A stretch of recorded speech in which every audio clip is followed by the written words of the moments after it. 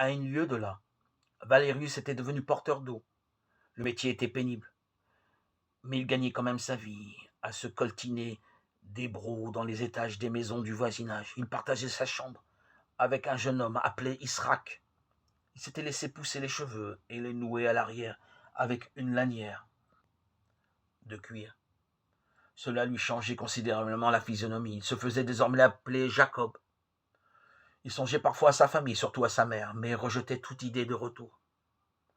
Un monde de pierre, confia-t-il à Sarah, la jeune fille qu'il avait attirée dans leur communauté. L'armée, l'État. Moi, je ne suis qu'un soldat de l'empereur.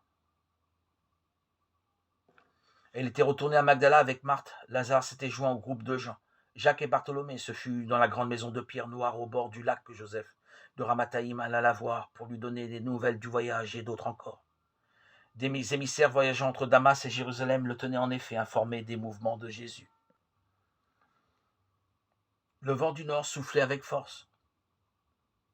Ils s'entretinrent dans la grande pièce qui donnait sur la terrasse. Des brasseros fumaient dans la fenêtre et des courants d'air en coulis dispersaient les fumées odorantes, pareilles à des âmes espiègles et vagabondes. Shaoul n'a pas renoncé, dit Joseph en soupirant. Il a tenté d'aller l'arrêter à Damas, muni de lettres patentes de Caïphe, mais Jésus est là-bas, sous la protection de l'éparque Omar, en attendant de suivre une caravane qui irait vers les siens, loin de à l'Orient. Shaoul a été jeté en prison. Comptes-tu rester ici? Elle perçut le sens de la question. Elle était en danger.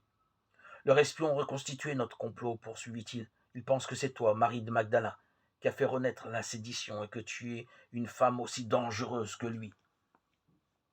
Je crois que tu serais plus en sécurité à Damas ou dans une autre ville de la Décapole. Marie réfléchit un moment et répondit.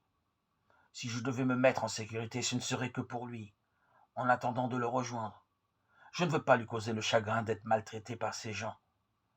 Maltraité était un mot faible. Il la lapiderait. Ils le savaient tous deux. Marie déclara. La mort ne m'effraie pas pour moi-même, conclut-elle. Je suis désormais au-delà de ce monde. Je suis au-delà des mots. C'est l'amour divin. Je le souhaite à toute femme qui a reçu la lumière.